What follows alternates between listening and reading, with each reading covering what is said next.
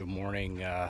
Still in Pensacola, just walking the streets down here, and I figure I'd do another little video.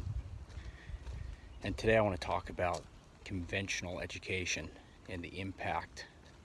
If you saw my last video from yesterday morning, I kind of talked about education, I talked about real estate, and I talked about hockey and the implications of COVID-19 on those areas. And today, conventional education. Oof, one of my favorite things to talk about because it's such a broken system. And funny thing is, I've been in the system for a long time, and now I'm my third year of dental school. So from undergraduate, I actually did 6 years of undergrad because of credit transfers, which is its own story. We're not going to go there today, but it's part of the problem. Then I did another 3 years dental school. Got one more left, if we can even complete the degree, because that's not looking like it's very likely at this point. So, conventional education, I've always viewed it as an investment, but the truth is, it's a very poor investment.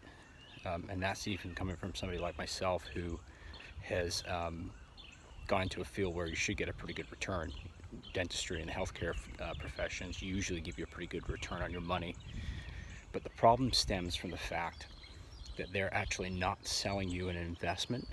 They're really pushing an experience. And that's kind of been my issue is I'm an investor. I'm not looking for an experience. Like if you really sit down and you think, and this is great for somebody who's maybe contemplating going to college. I've always said, college I think is not as good of an investment as it was for maybe my family or my parents. And so I think if you're 17, 18, thinking about going to college, I think you really need to make sure you're going there with a steadfast plan. Because if not, what happens is you just you waste time and you waste money, and then you just kind of lose your way. And I've always thought that education in the college setting, at least in undergrad, should be a place for people to learn the discipline of everyday life and get themselves prepared for the real world. But actually what college does is it makes you a super procrastinator.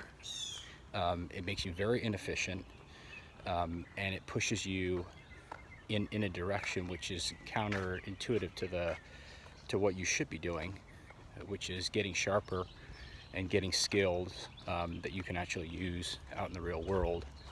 And so conventional education is at least 50 years behind, and we're going to see a huge impact. Now we've gone virtual. Where's the high price of tuition? How are they going to justify the pricing when I'm learning from home, and when other people are learning from home, and just the general business around the university? And I can speak when it comes to the business part of it. They're selling an experience, and I notice this when I'm working out at Ohio State. It's right next to the football stadium, and I've noticed that they'll pull these groups of people, like 60 to 80 people in a group, and they have a tour guide, and they spend like 40 minutes inside the workout facility, which is an incredible facility. It really is a beautiful place. And then I literally walk past these people, and they're talking about game day, football game day, and basketball, and tailgating and all this stuff. And I laugh, and I have laughed for a while, and I'm laughing even harder now about it, because they spend more time in those places talking about those events, which are going to have they don't pull you closer to your goal. If your goal is to go out and find a good job or start a business, doing those things is literally like opposite of what you should be doing on a weekend. And so they're spending 45 minutes in the building, pointing at the stadium and the shrine and whatnot, of something that's not actually going to help anybody. but then they don't go and they're not talking about the curriculum. They're not talking about the education, right? Because they understand that there's nothing there. They're selling an experience. They're not selling you an a valuable education anymore, and that's concerning. And obviously, somebody who has their money tied up, who is invested in that system, you know, as somebody that's done that, I question that quite a bit.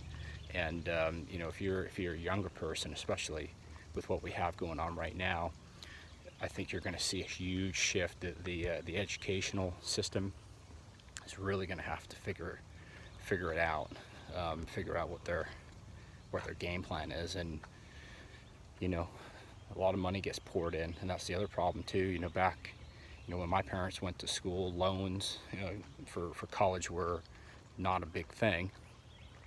You know, or I don't even know if they existed. So when you take money and you allot money to something and you give people buying power, it just pushes the price up, and then everybody can do it, right? You know, everybody has a degree, and it devalues everybody else's degree. And you know, I won't, you know, belabor that part, because I think that's probably been belabored before. But the problem is there's a lot of money, so they can jack the price up because the loans, they just make people take bigger loan amounts out.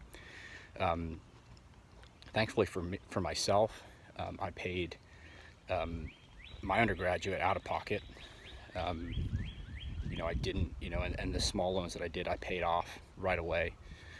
So I was very fortunate in that regard, that I did that.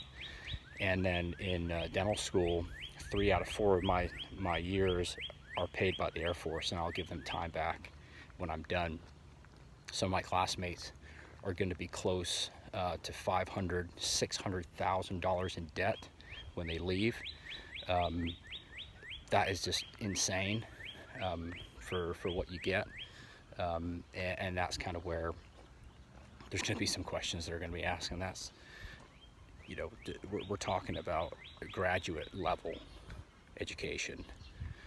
You know, you think of some of the undergrads, you know, the price of tuition there and what they're getting, craziness. And yeah, so I hope it's a great opportunity for the educational system to kind of get rein back in a little bit on some of the pricing, on the way that they're, you know, the tenure, you know, and I'm not going after professors here and teachers. My mom's a teacher. But I mean, some of the pensions and the tenure and, you know, these untouchable professors, you know, is that going to go away? You know, even my brother is at Cornell. You know, it's going to be interesting to see whether or not there's impact on positions even in Ivy League schools too. So yeah, just something I thought about. There's going to be some pressure in that area, and hopefully it'll cause good change and better value for money. But I'm not going to hold my breath on that. It's probably going to crumple on itself in a way. And I know that, you know, the dental school where I'm at, they're scrambling right now just to figure out how they're going to move forward. So crazy times. And yeah, when it comes to that investment, there's obviously concern on my end because I am an investor. I'm not there for an experience. I'm there for a piece of paper, which allows me to then run a business that I want to, in a field that I want to be in. And I think more students should look at that. They are an investor when they're not really a student. They're an investor, and you need to hold the hedge fund, so to speak, accountable. The managers of that hedge fund accountable to what they're providing and your return on investment. And yeah, I mean, a lot of procrastination goes on college campuses, and hopefully if you're an undergrad and you're watching this right now, you're taking the time to teach yourself and become disciplined in that realm, because online education is definitely the way to go, with podcasting and so much information out there and some really, really great information. You don't really need the school system. So you're buying a piece of paper, really. And until people stop looking at that and start valuing skills and the person versus their degree, it's going to be hard to convince people that. So it's interesting to see. Let me know your thoughts. I'm sure a lot of you on here have been to college. Maybe some of you haven't, and yeah, it'd be great to chat about it, because obviously, like I said, it impacts me, but it impacts a lot of people, and I look at it way differently than some other people do. So good talking with you guys, and we'll chat soon. Take care.